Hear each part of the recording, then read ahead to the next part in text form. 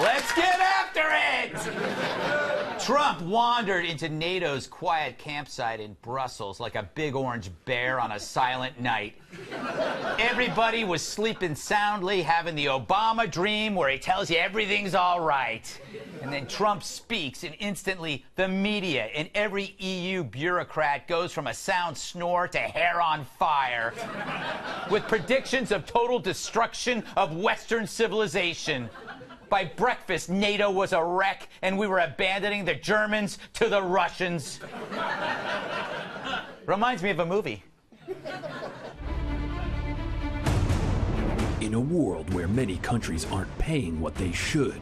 Many countries are not paying what they should. Where many countries owe us a tremendous amount of money for many years back. Many countries owe us a tremendous amount of money for many years back. One man had a plan to blow the world away. He is going to fly into Brussels like a seagull. He is going to defecate all over everything, squawk, and fly away. When the world tried to pass the buck on the good old US of A, a man with a plan brought a storm of logic. I think that these countries have to step it up, not over a 10-year period, they have to step it up immediately. Nude man on a unicorn snowboarding through a ring of fire while flexing presents Donald Trump, Angela Merkel, and Ian Ziering as Steve. Trump NATO, defecating on everything in Brussels like a seagull. Well done. So, hasn't anyone noticed a pattern in these phony panics yet? Definitely not the media, who are like infants. Trump holds his fingers in front of his eyes and says, "Peekaboo," and they all scream. Works every time. Until he feeds them some strained peas, and then everything's okay. Actually, tremendous progress has been made. Tremendous progress has been made. Everyone's agreed to substantially up their commitment. They're going to up it at levels that they've never thought of before. Right. In other words, they never thought of keeping their promises to pay their fair share. And that's the media's real complaint here, that we risked being rude, asking for what's owed to us in public. Oh, we're such hopeless rubes. It's like when the dinner bill comes, Germany is that dude who heads to the John, leaving you to pay, and he expects you will because you're an American. But he never dined with Trump, who won't let you go to the bathroom. He will demand cash to your face. Germany's tab isn't paid on NATO, which was designed, of course, to curb Soviet expansion, yet the country's making massive oil deals with the Russians.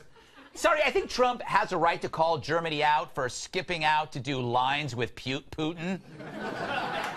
Pipelines.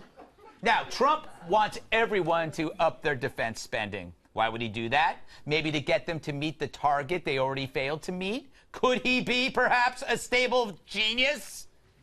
I'm a very stable genius. Yes. Now, as Trump tutors us on NATO, what is England's response? Here's a rather amusing way for protesters to show they're not so keen on his visit here to the UK. Here you have it, the Donald Trump inflatable baby. They have come a long way since Churchill. A child's response to adult actions, kids playing with a balloon. Now, Trump is supposed to meet with Putin, which means that Monday, Brian Stelter and Christiane Amanpour will once again put on their chicken suits and tell us it's the end of the world. And already they've forgotten the Peter Strzok hearing. Remember that? I don't recall writing that text. If I could give you a Purple Heart, I would. Parliamentary inquiry. The time is controlled by the gentleman from Parliamentary inquiry. A parliamentary inquiry is not in order. Because you don't want it to be you and Lisa Mr. Page. Chairman, and you don't want it to be the FBI. Are we not given 5 minutes to answer questions? We have indulged this harassment. We endured 15 minutes of badgering of the witness. Can you share with us the gentleman rules is not that you're making up as you go along? The gentleman will suspend.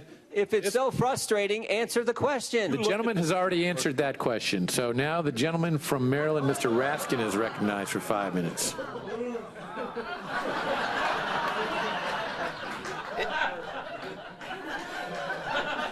I can't stop. Is he an FBI agent or a bobblehead? All right. But that hearing, it created a comparison with Trump. It's a group of useless hacks versus the sole rebel. Dysfunction versus Dirty Harry. Ballet slippers versus cleats. A Prius versus a monster truck. At the NATO summit, we got a guy, Trump, revealing a hard truth. With the hearing, we got an FBI lovebird shielded by his white knight Democrats. So after all the mainstream media freakouts, maybe they should stop screaming and listen to the grown-up who might be onto something? I mean, I never knew about that pipeline, and now I do. Again, Trump has dragged something out of Europe's back room and put it on stage, and he didn't give two that he might have violated some decorum. That's his job. He's our jerk. True. The fact that he pissed off so many people should endear him to us. He's not interested in being Times Man of the Year, just a leader of Americans. So he left the summit with pockets full, about $40 billion. If it had been Hillary, all she'd leave with is the silverware. It's true. And meanwhile, while Obama might have been a lullaby, Trump is a wake-up call. A sex pistol in the land of ABBA. It's true. It's true. What the punk movement did to music in the 70s, Trump is now doing to politics. And if you miss that now, it's like you're still listening to Emerson, Lake and Palmer. Which I hate.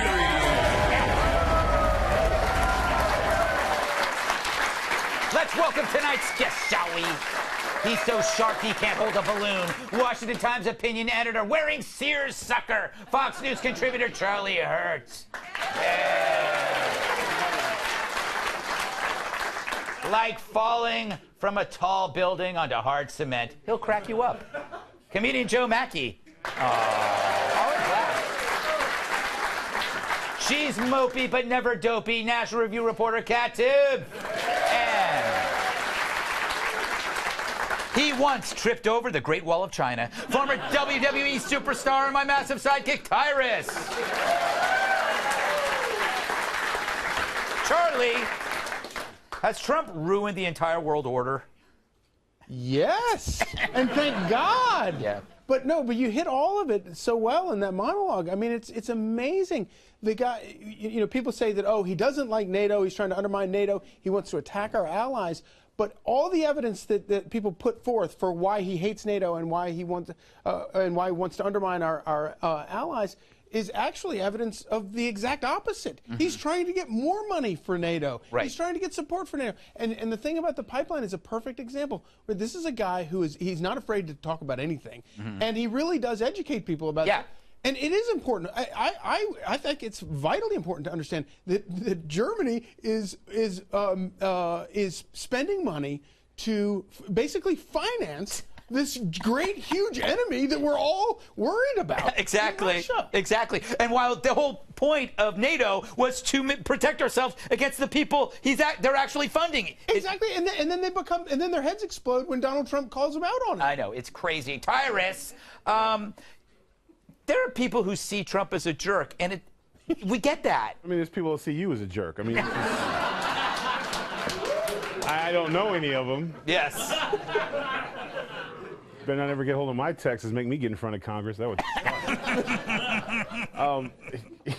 I think I kind of feel for Germany a little bit because they're kind of the world's bad guy. Like, they're always going to be the guy in the room, like, who's the worst person in the room? It's always Germany kind of got to wear that hat. You know what I'm saying? So when he was like, well, they're buying oil from Russia, Germany's like, oh, damn it. Like, they never say, like, Germany saved more puppies than any other nation. Germany's doing backdoor dealings with Russia again. Weird. Yeah, exactly. Once again, Germany's the bad guy. And I think it hurt a lot of people's, like, they were all, like, squirming, and I think, like, France and England were wondering what dirt he had on them. Yeah, exactly. Like, what's he going to say next? You know, I like, Donald literally went in with a dirt, like, he brought up everyone sleeping, who they slept with in the last 6 years. Apparently, Germany's been sleeping with Russia on the down low, and he put it out there, and all he wants to do is talk. Yeah. So Germany's laying pipe with Russia, so. Nicely done. Joe, what are your thoughts on this? Are you comforted by our stable genius president? I am, and when I read John Kerry's criticism, I thought it was almost like Trump criticism Mad Libs, where he filled it out without knowing anything that happened, because he said that it was humiliating to ask our NATO partners to pay their fair share, and he was glorifying our enemy, Russia, when he was doing the exact opposite. If he wants to look at what embarrassed NATO, it was probably something more along the lines of allowing Russia to overtake the Crimea and doing nothing. Yes, which was what John Kerry did. Exactly. I should have said that. No, I was just helping you out. Kat, what do you think about these British protests? Do you think they're having any effect? Yeah, I definitely think that making someone into a giant baby is like the best argument ever, and you're definitely going to win. No, absolutely not. It's absolutely ridiculous. And I don't understand why anyone in America is mad about this at all, any of the NATO stuff, because Trump got us paid. He's getting us paid here. Yeah. And I don't understand because, you know, they might not like him, but if I had to choose between someone liking me and someone paying me, I would probably...